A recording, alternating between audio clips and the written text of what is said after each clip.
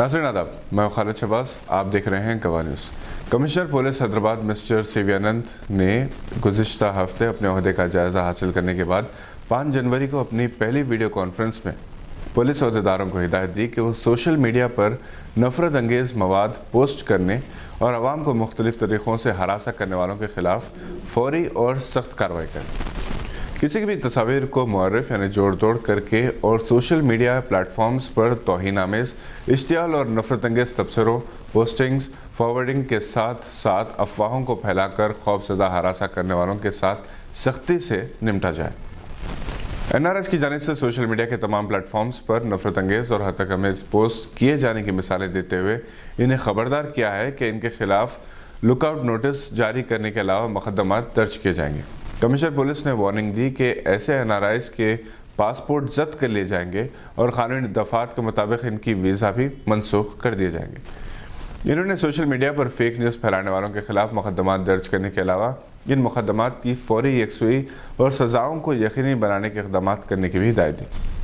Commissioner police Hyderabad mister सीवीआनंद ने हिदायत दी कि साइबर क्राइम के मामले में एहतियाती तदाबीर और चौकसी इख्तियार की जाए। कमिश्नर सिटी पुलिस ने उन पुलिस अहदेदारों को नसीहत की कि वो अपने पुलिस स्टेशन के हुदूद में रहने वाले अवाम के साथ मुकम्मल इंसाफ करने के लिए काम करें और किसी के साथ नाइंसाफ़ी से काम ना लें और पुलिस अहदेदार अवाम के तौक़ात पर इसी तरह खरे उतरे जैसा कि अवाम को इनसे तवक्को है।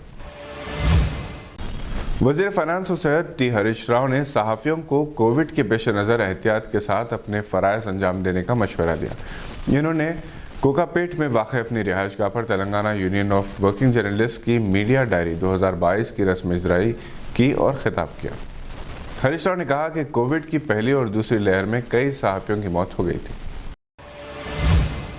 शमशाबाद में बेगम्स फंक्शन हॉल में मुनक़िद प्रेस कॉन्फ्रेंस से इफ्तिखार अहमद शरीफ आल मुक़ीम शिकागो ने खिताब करते हुए कहा कि 6 जनवरी को सुबह 9 बजे से दोपहर 2 बजे तक मुफ्त मेगा जॉब मेला मुनक़िद किया जा रहा है, जिसमें 30 से ज़ायद मुख्तलिफ कंपनियों की जानिब से इंटरव्यूज़ लिए जाएंगे। शमशाबाद म्यूनसिपैलिटी मंडल और ज़िले रंगारेड्डी के अलावा हैदराबाद से ताल्लुक़ रखने वाले अफराद से कम से कम 5 बायोडाटा के साथ आने की ख्वाहिश की गई।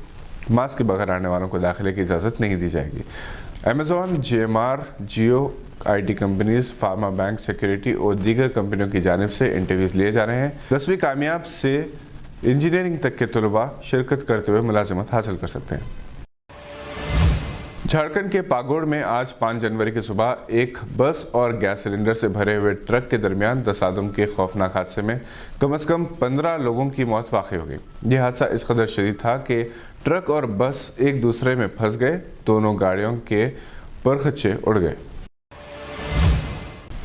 बांग्लादेश ने न्यूजीलैंड को पहले टेस्ट मैच में 8 विकेट से हरा दिया। बांग्लादेश के लिए यह कामयाबी इसलिए अहम है कि वर्ल्ड टेस्ट चैंपियन को इसने शिकस्त दी। कप्तान मोइनुल हक ने इसे नाकाबिले यकीन कामयाबी करार दिया।